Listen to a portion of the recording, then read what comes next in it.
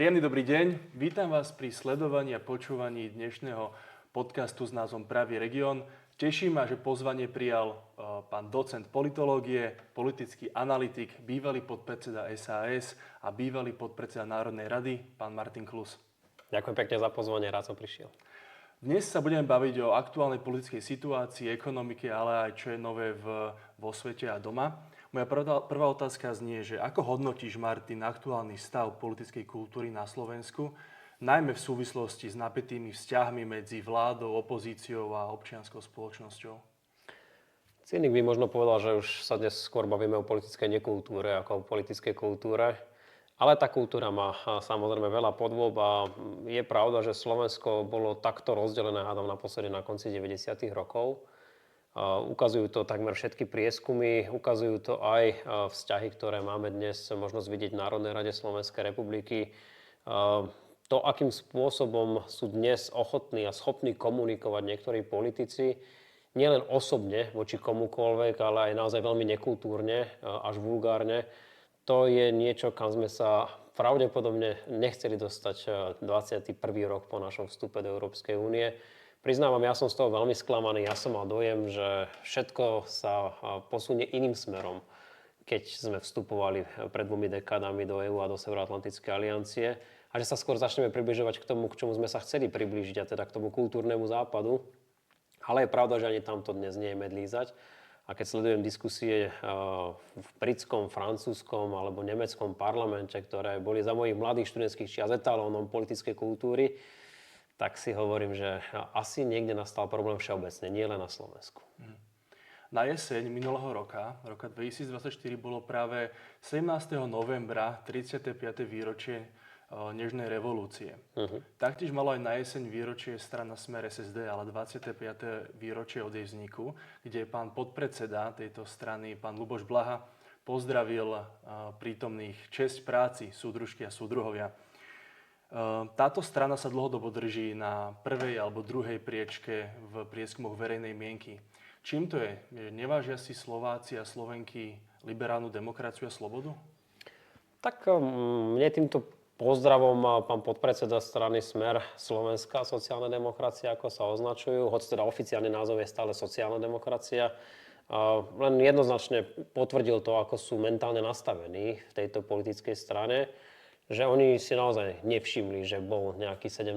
november, ako to svojho času podal klasik, vtedajší predseda Národnej rady, pán Paška. A neskôr to tuším spomenul aj samotný Robert Fico. Jeden kachličkoval kúpeľňu a ďalší sa v podstate ani nestihol všimnúť, že sa niečo tam na námestí deje. A stále takto uvažujú. Je mi to úprimne ľúto, pretože aj dnes, keď sa opäť spustila diskusia o tom, že či 17. november má byť štátnym sviatkom alebo nie, tak siahli na tento sviatok ako na prvý, čo hovorí zase opäť o tom, ako si veľmi vážia to, že tu máme už 3. dekádu slobodu, demokraciu a že okrem iného to, že sú dnes v politických funkciách ľudia ako oni, je práve vďaka 17. novembru. Hoď nedá sa povedať, že by v niektorých týchto konkrétnych prípadoch by neboli v ďaleko vyšších alebo aspoň podobných pozíciách, pretože mali dobre našľapnutú kariéru aj v časoch komunistických. Je to vo veľkej miere aj dôkazom toho, keď si spomínal, že aké majú percentá, kde vidí Slovensko pomerne značná časť občanov Slovenskej republiky. Smer je dlhodobo v prieskumoch stabilne okolo tých 20%. Mnohí si mysleli v časoch v roku 2020 nástupu najprv Matovičovej, neskôr Hegerovej a Odorovej vlády, že zo Smeru už bude len politická mŕtvola, vrátane aktivít jeho predsedu a podpredsedov, ale vidíte, opak je pravda. A vyrástli na tej, podľa môjho názoru, najhanebnejšej možnej agende, ktorú tu máme, a to je extrémny nacionalizmus a popieranie nášho členstva v Severoatlantickej aliancii alebo Európskej únii, hoci oni sa na to veľmi hnevajú, keď to takto pomenujeme.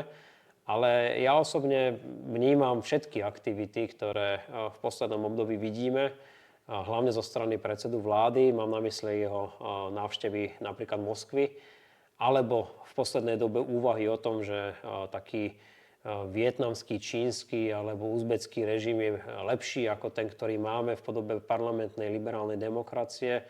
Dôkazom toho, že tu pomerne značná časť, dnes by som povedal, že možno štvrtina voličstva uvažuje takýmto spôsobom. A asi sa na tom tak skoro nič nezmení. Naopak, niektoré prieskumy nám ukazujú, že aj mladá generácia preberá tento názorový smer a dokonca ešte radikálnejší.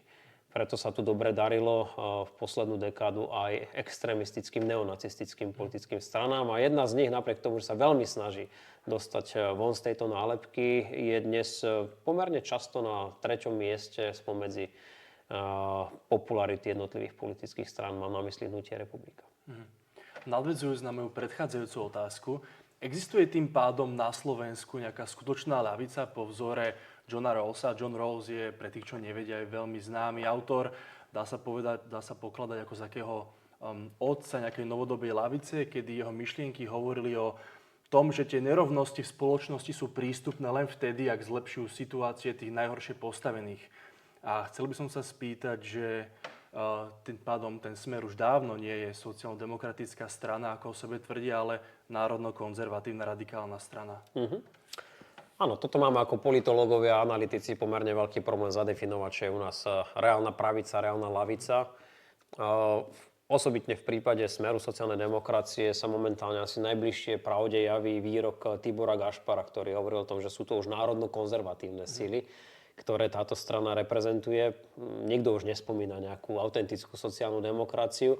Hoď minimálne teda v tom, ako vnímajú štát, ktorý má byť podľa nich silný, ktorý má vyberať veľa daní, má zavádzať rôzne nové poplatky a starať sa napríklad o dôchodcov, čo robia veľmi dôsledne, pretože vedia, že to je ich silná voličská základňa, tak tam ešte nejaké prvky sociálnej demokracie vykazujú. Ale z hľadiska agendy, ktorú majú aj programovej, ale hlavne hodnotovej, tak tam je Tibor Gašpar veľmi blízko pravde v tom, že už je to dnes skôr národno-konzervatívna sila. Keď si sa pýtal na sociálnych demokratov, no tak takých tých autentických sociálnych demokratov už tu naozaj na Slovensku veľa nie je. Dokonca aj v strane Smer takí boli, či už to boli pán Maďarič, pán Zala, pán Weiss, ktorý bol v minulosti predsedom strany demokratickej lavice. Prípadne sme tam mali aj reprezentantov sociálnej demokracie, tej pôvodnej ešte z 90. rokov, tak títo postupne buď zo strany odišli, alebo sa v nej úplne prestali angažovať. Čiže to tiež hovorí pomerne jasným jazykom. Ale zase, aby sme nenakladali len Smeru, treba dodať, že ani na pravici to nie je úplne jasné. SAS je jednoznačne liberálne pravicová strana, pokiaľ ide o ekonomické hodnoty, ale už nie je možno tak liberálna, pokiaľ ide o kultúrne-etické otázky. Tam je podstatne liberálnejšie napríklad Progresívne Slovensko, ale zase pokiaľ ide o ekonomické záležitosti, tak aj vzhľadom na otcov zakladateľov tejto politickej strany, respektíve hnutia, má podstatne bližšie k lavici ako k pravici. Možno tak autenticky pravicovo, kresťansko-demokraticky pôsobí KDH, to si drží túto líniu. Sú dlhodobo aj súčasťou Európskej ľudovej strany, čiže snažia sa do istej miery kopírovať aj politiku tohto zoskupenia v rámci Európskeho parlamentu alebo tzv. Európskej rodiny. Ale inak, keď sa pozeráme na iné politické strany, tak úplne jednoznačná definícia pravice, lavice alebo stredu by bola na Slovensku pomerne komplikovaná. A čím to je, že ten Smer spravil taký strašný prerod? Lebo ja ešte pevne verím tomu, že keď tam bol napríklad pán Weiss alebo pán Zalat, že ešte to malo nejaké kontúry sociálnej demokracie. Čím to je, že naozaj už pod Smer nemá voličov a potrebuje hľadať nových voličov, potrebuje hľadať voličov práve v tých extrémistických vodách, ktorých na Slovensku je práve tak strašne veľa, že tento prerod nastal práve kvôli tomu? Určite je to aj o tom, že potrebovali získať nových voličov. Nakoniec zoberme si, že v roku 2012 bol Smer schopný zostaviť vládu sám, mal vtedy 83 mandátov. Vtedy sa dá ešte hovoriť o nejakej forme ľavicovej politiky, ktorú presadzoval a svedčal o tom aj program vlády, ktorý schválili. A postupne opúšťal túto agendu. Postupne začal vykrádať napríklad aj Kotlebovú ľudovú stranu Naše Slovensko. V posledných parlamentných voľbách sa im úspešne podarilo pod 5% zatlačiť Republiku, pretože im prebrali voličov agendou nacionalistického, proruského charakteru. Prispôsobili sa dobe. A treba dodať, že aj tí pôvodne ľavicovo mysliaci voliči, ktorí v minulosti volili či už komunistickú stranu alebo ľavicové strany, ktoré sme na Slovensku mali, postupne tiež prechádzajú týmto prerodom. Takých tých naozaj autentických sociálnych demokratov, keď chceme európskeho typu, ktorí sú zároveň aj hodnotovo liberálni, tak tých dnes skôr nachádzame práve v progresívnom Slovensku, ktorí sú hodnotovo liberálni, ale zároveň ekonomicky skôr ľavicovo orientovaní. Čiže toto sú také zvláštne prerody, ktoré tu máme. A treba dodať, že Smer to urobil veľmi šikovne. Už som spomínal ten rok 2020, vtedy ak ma pamäť neklame, sa Smer nachádzal niekde okolo 7%. Došlo aj k rozkolu s Hlasom, ktorý sa ešte dodnes javí skôr ľavicovejší ako národno-konzervatívny. Takže už to s nimi naozaj vyzeralo veľmi zle a chceli politicky prežiť, tak museli osloviť inú skupinu voličov. A toto sa im veľmi, veľmi úspešne podarilo. A darí im sa aj to dodnes, pretože vidíme, že Hlas aj Slovenská národná strana ako koaličné strany Smeru kontinuálne padajú, ale Smer zostáva na rovnakých číslach, plus minus rovnakých. Jedným z najväčších problémov Slovenska po korupcii je ten stále neustály a rastúci populizmus, ktorý je charakterizovaný ako termín hlásajúci po potrebách morálne čistého bežného ľudu ku protipolu skazených elít. A tento úspech populizmu je postavený na polarizácii spoločnosti. Tá Slovenska je značne polarizovaná. Čo by sme mali robiť, aby sme túto polarizáciu a populizmus zastavili? Jednoznačne hľadať to, čo nás spoločne spája, nie to, čo nás rozdeľuje. Kedysi to bol vstup Slovenska do Európskej únie a do Severoatlantickej aliancie. Tam bol v podstate konsenzus v rámci celého politického spektra. Dnes už takéto niečo nemáme. Potom vidíme, že ešte sa dokážeme zhodnúť na tom, že treba fandiť slovenským hokejistom, hlavne keď sa im teda dobre darí, poťažme futbalistom, keď sa im dobre darí, ale potom už nevnímam, že by tu na Slovensku bola nejaká téma, ktorá by nás spájala. To, čo nás ešte donedávna spájalo, bola zahraničná politika. Hovorilo sa o nejakom konsenze, ktorý tu bol, že nikto nespochybňoval napríklad naše jednoznačné ukotvenie v Európskej únii alebo v NATO. Dnes jeden z koaličných partnerov otvorene hovorí o tom, že by sme mali z Európskej únie a z NATO vystúpiť. Ďalší hovorí o tom, že pripúšťa diskusiu o takejto možnosti. Toto sú nebezpečné veci a tým pádom je zrejme, že kde ten konflikt pramení a je zrejme, prečo dochádza k tej polarizácii. Pretože, ako sa hovorí, ryba smrdí od hlavy. A je jasné, že ak sú tu politické elity, ktoré svojich voličov priamo nabádajú na možno aj radikálnejší prístup k niektorým dôležitým spoločenským a zahranično-politickým témam, či už sa to týka hodnotových, kultúrno-etických otázok, alebo potom zahranično-politických, tak je zrejme, že to lepšie byť nemôže. A určite olej do ohňa prilieva aj systém, ako dnes občania získavajú informácie. A to je prostredníctvom sociálnych sietí, veľmi aktívnej práce, desiatok konšpiračných webov, ktoré na Slovensku máme. A potom tisícok trolov, ktoré na Slovensku pôsobia. To sú celé armády, ktoré formujú verejnú mienku. A ako vidíme aj podľa výsledku volieb, nejedných volieb na Slovensku, ale podľa rôznych prieskumov verejnej mienky sú v tom veľmi úspešní. Dokonca by som povedal, že najúspešnejší v celej Európskej únii, možno s výnimkou Bulharska. A to hovorí tiež jasnou rečou. A bohužiaľ toto je vec, ktorej sa my nedokážeme brániť. Nedokáže sa tomu brániť celá Európa. Vidíme, ako to dopadlo v Spojených štátoch amerických, ako tam prevalcoval nejaká forma populizmu, verejnú mienku.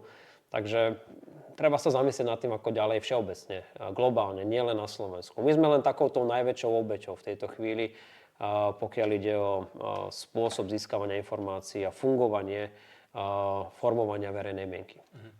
A došli sme už až tak ďaleko, kedy ten populizmus na Slovensku ohrozuje naozajstnú liberálnu demokraciu správnym štátom, kde je prítomný nejaký ten systém brzd a protiváh.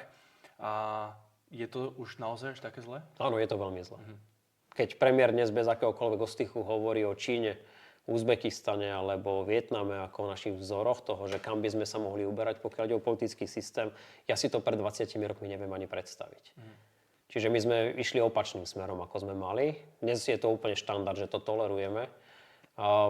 Vidíme, že v našom politickom systéme sa prejavujú už aj známky veľkého problému, pokiaľ ide o slobodného prístupu k informáciám. Tam sa tiež robia legislatívne zmeny, čo bola tiež jedna z vecí, ktorú si v roku 2000 pamätám ako zásadnú vec, kedy sme hovorili o tom, že čo nie je tajné, je verejné. No dnes už hovoríme, no dobre, ale ak je to aj verejné, tak si za to musíte zaplatiť, čo môže byť dobrý spôsob, ako sa k informáciám nedostať. No a nakoniec treba dodať aj to, že máme tu politické síly, ktoré úplne bez ostýchu hovoria, že sloboda napríklad aj volebného prejavu nemusí byť úplne garantovaná pre všetkých. Čiže aj tá všeobecnosť, rovnosť, tajnosť volieb nie je pre niektoré politické skupiny niečo, čo je vytesané do kameňa. A mali sme možnosť vidieť napríklad aj v prezidentských voľbách, že tu došlo k porušeniu zákona, pokiaľ ide o vedenie volebnej kampane viacerými čelnými predstaviteľmi štátu. Mám na mysli napríklad ministra vnútra. Vidíte, nikoho to netrápi a máme legitímne zvoleného prezidenta. Čiže ako ďaleko sú niektoré síly pripravené zájsť aj v tomto smere a či naozaj ďalšie voľby v roku 2027, pokiaľ sa nič vážne nestane, budú ešte úplne demokratické, to som si nie celkom istý. Nakoniec netreba po príklady chodiť ďaleko. V susednom Maďarsku vidíme, za akým výrazným rozdielom vyhráva Viktor Orbán voľby. Okrem iného preto, lebo sloboda médií v Maďarsku už zďaleka nie je to, čím bývala napríklad v 90. rokoch. Čiže aj toto sú veci, ktoré treba brať do úvahy. A ako hovorím, o demokraciu sa treba starať, je veľmi krehká a nie je to nič, čo by sme mali garantované. Ak sa o ňu nezačneme aktívne starať a spoločne, tak sa môže stať, že sa jedného dňa zobudíme do celkom iného politického režimu. Prejdeme teraz k ekonomike, nakoľko životná úroveň Slovákov nerastie, ba naopak klesá, ceny potravín a všetko ostatné idú práve nahor, tak v tom konsolidačnom balíčku je kľúčová otázka zvyšovania základnej sadzby DPH o 3 percentuálne body z 20 na 23%. Viacerí ekonómovia tvrdia, že by konsolidáciu bez zvýšenia DPH spraviť nešlo. Čo si o tom myslíte vy, alebo čo si o tom myslíš ty a ako by si ty konsolidoval? No v prvom rade sa treba pozrieť na výdavkovú stránku veci. Ako svojho času ešte na konci 90. rokov hovoril Ivan Mikloš, tak v prvom rade štát, pokiaľ sa uťahuje úpäsok, má uťahovať sám na sebe. A to možno stačí už len také kozmetické maličkosti, aby sme sa pozreli na to, že prečo stále nie sú zmrazené platy. Niektorých najvyšších ústavných činiteľov naopak veľmi intenzívne sa rozmrazili, voči čomu ja nemám žiadny negatívny vzťah. Naopak, aj v SAS sme vždy svojho času hovorili, že za dobrú prácu má človek dostať dobrú plácu. A určite je lepšie, keď máme vysoké mzdy najvyšších ústavných činiteľov, ako by ich mal platiť niekto iný. To isté vieme povedať napríklad aj o policajtoch, armáde alebo sudcoch. A samozrejme lekárov a mnohých iných povolaniach. Lenže problém je v tom, že tu si niekto na jednej strane hneď nadelil a potom na druhej strane občanov chce zobrať. Čiže jednoznačne treba začať výdavkovou stránkou. Ja by som sa nebránil ani zásadným škrtom, napríklad v počte ministerstiev, napríklad v počte poslancov Národnej rady. Koniec koncov svojho času sme v SAS navrhovali, aby ich bolo 100, nie 150. Prípadne aj iné dôležité zmeny, ktoré by aspoň naznačili ľuďom, že aj štátom myslí s tým šetrením vážne, že tú celú ťarchu nemajú znášať len oni sami. No a potom je to otázka tej konsolidácie ako takej. Asi sme sa naozaj nemohli vyhnúť zvýšeniu DPH, je to kľúčová daň z hľadiska príjmov štátneho rozpočtu. Na druhej strane taký nezmysel ako transakčná daň, tak to skutočne si vyžaduje dôkladnejšiu analýzu. A to, akým spôsobom podnikateľským subjektom doslova každý deň, každú hodinu cinkne, že zaplatili transakčnú daň, čiže akoby dvojito zdanenú sumu, to je niečo nevydané v našich podmienkach a ja dúfam, že tento nezmysel čím skôr skončí. A potom sa bavíme, kde inde zohnať peniaze. A ja som presvedčený o tom, že sú spôsoby, ako na to. Mnohé predstavili aj opozičné strany, dokonca aj v koalícii vnímam nejaké náznaky zdravého rozumu v tomto smere. Ale likvidovať podnikateľské prostredie, ľudí, ktorí vytvárajú hodnoty a zamestnávajú, tak to je tá najhoršia možná cesta. Ale úprimne, vzhľadom na to hodnotové nastavenie veľkej časti tejto vládnej koalície sa nečudujem, že sa vybrali týmto smerom. Akurát, že tu bude mať veľmi trpký koniec. V minulosti, keď bol minister financií pán Mikloš, tak sa v zahraničí hovorilo o tatranskom tigrovi. Že Slovensko je tatranský tiger, kedy bol hospodársky rast medziročne u nás vyšší ako v Číne. A chcel by som sa ťa spýtať, že aké konkrétne opatrenia by vláda mala prijať, aby podporila práve tento hospodársky rast tu na Slovensku? No jednoznačne, to musí ísť ruka v ruke s tým, že najprv musíme v maximálnej možnej miere zlepšiť podnikateľské prostredie. už dnes nie je žiadnym tajomstvom, keďže pracujem s diplomatmi, viem o tom, že sa nám už aj investori vyhýbajú. Jednak preto, že si nie sú istí našou jednoznačnou zahraničnou politickou orientáciou, bohužiaľ má to svoje dosahy. To len my si myslíme, že našu vnútornú politickú debatu nikto nesleduje, naopak, veľmi dôsledne ju sledujú. Jednak preto, že jednoducho to podnikateľské prostredie je tu zlé. Tá transakčná daň je len vrchol ľadovca, ale tu je množstvo iných dôležitých vecí, ktoré to podnikateľské prostredie v posledných rokoch skôr skomplikovali ako zlepšili.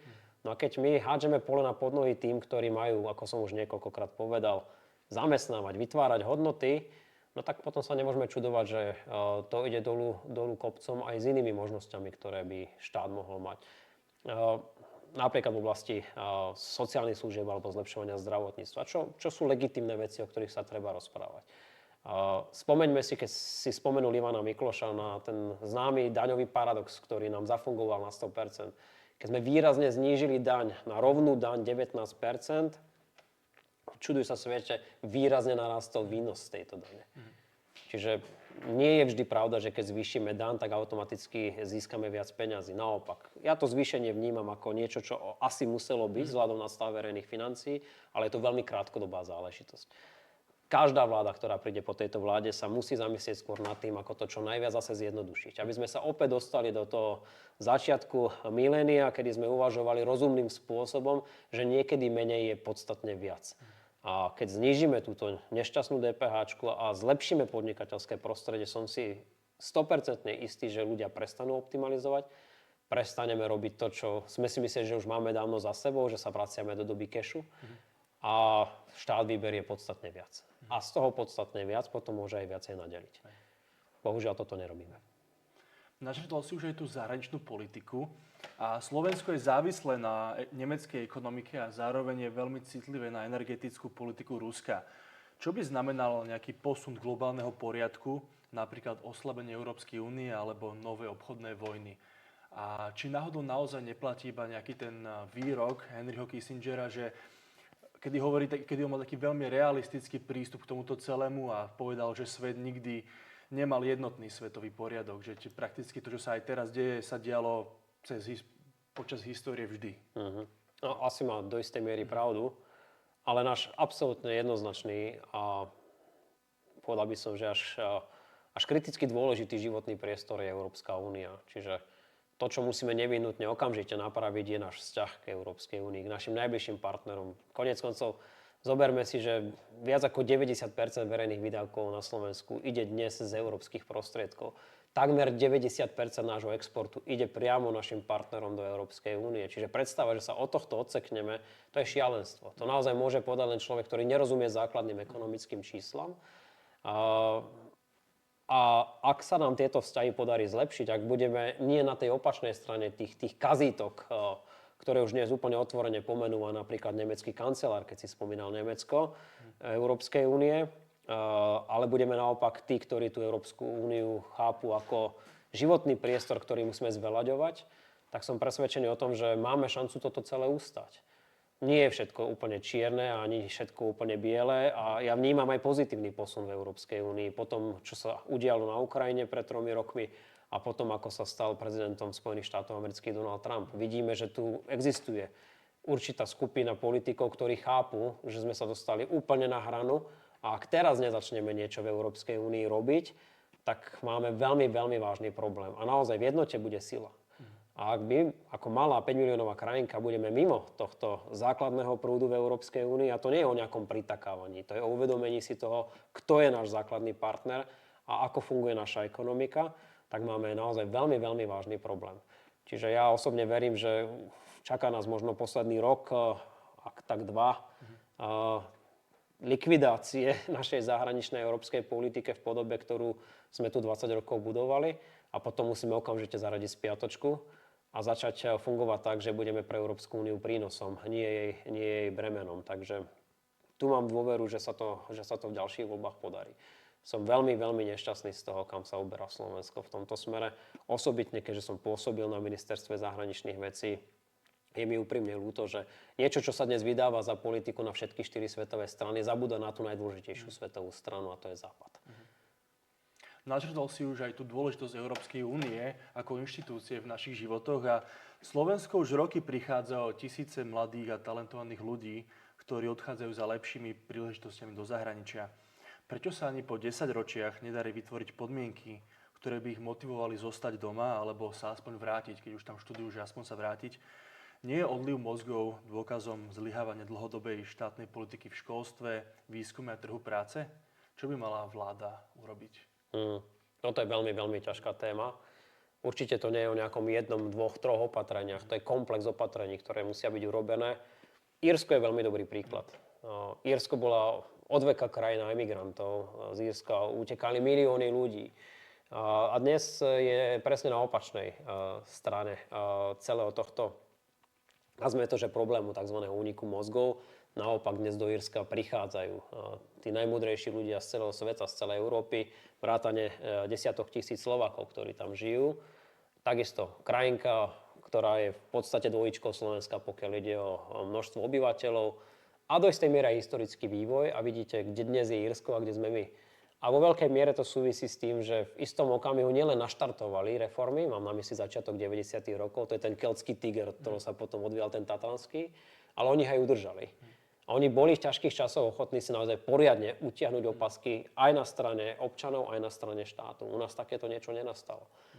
A ak chceme vidieť, ako sa do Írska dnes vracajú tisícky, desiatky tisíc, aj Írov, ktorí predtým odišli do Spojeného kráľovstva alebo do Spojených štátov amerických a prispievajú k tomu, že Írsko je dnes, ak ma pamäť neklame, treťou najbohatšou krajinou Európskej únie, no tak toto je dobrý model ako na to. Ja som presvedčený o tom, že množstvo občanov Slovenska, hlavne mladých ľudí, ktorí dnes uvažujú o tom, že zotrvajú v zahraničí, a možno nechcú zostať trvalo. Možno aspoň na dôchodok by sa mohli vrátiť, ale nechcú sa vrátiť do krajiny, kde sú podrývané základné princípy právneho štátu, kde niekto uvažuje o tom, že by sme tu mohli žiť ako vo Vietname alebo v Číne. Do takej krajiny sa títo ľudia nevrátia. O to zvlášť, ak majú životnú skúsenosť v ďaleko väčšom blahobite.